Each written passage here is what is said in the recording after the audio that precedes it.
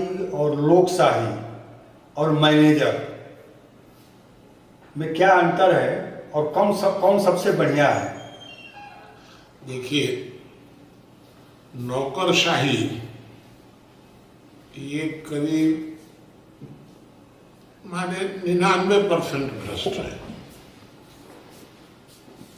और जो लोकशाही है ये 99.9 भ्रष्ट है। अगर लोकशाही ईमानदार हो जाए तो नौकरशाही भ्रष्ट नहीं हो सकेगी, क्योंकि नौकरशाही पर नियंत्रण लोकशाही का होता है। अगर लोकशाही भ्रष्ट हो गई तो नौकरशाही भ्रष्ट होगी ही, इसको आप रोक नहीं सकते हैं। मैंने खुद देखा है, प्रत्यक्ष अनुभव किया है कि इक्का दुक्का सरकारी अफसर ईमानदार भी मिल जाते हैं, लेकिन नेता तो ईमानदार मिल ही नहीं रहा है। तो इसलिए मैं इस नतीजे पर पहुंचा हूं कि नौकरशाही लोकशाही की अपेक्षा कम भ्रष्ट है। तो क्या लोकशाही नौकरशाह से ही अपना काम लेना शुरू कर दे, अपना प्रचार प्रसार शुरू कर दे, उसी पर निर्भर हो जाए और लोकशाही ईमानदार रहे और नौकरशाह भ्रष्ट हो जाए, तो उसमें आम जनता का जो बार बार कहते हैं कि तो सारे लोग मैनेजर हैं लोकशाही, तो उसमें आम जनता की क्या भूमिका होगी? नहीं, मेरे हिसाब से तो सब मैनेजर है, लोकशाही भी मैनेजर है समाज की।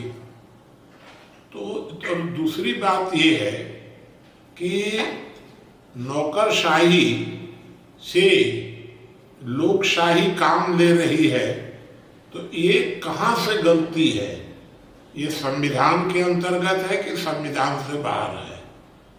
अगर संविधान के अंतर्गत है तो फिर संविधान पर विचार किया जाए, फिर हम काहे को किसी को एक को गलत कहें।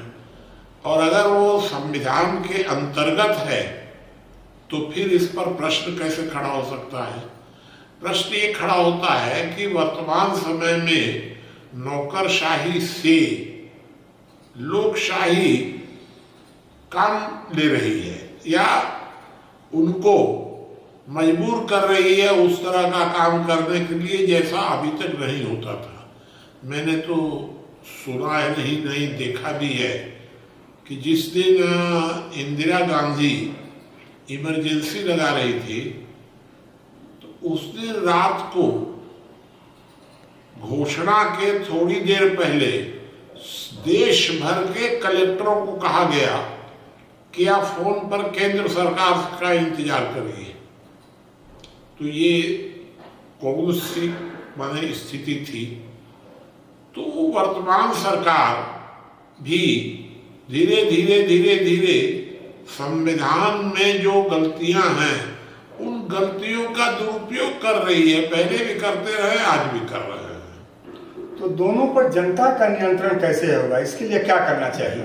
जनता का नियंत्रण तो होगा कि जब संविधान संशोधन के अधिकार किसी एक अन्य कमेटी को दिए जाएंगे।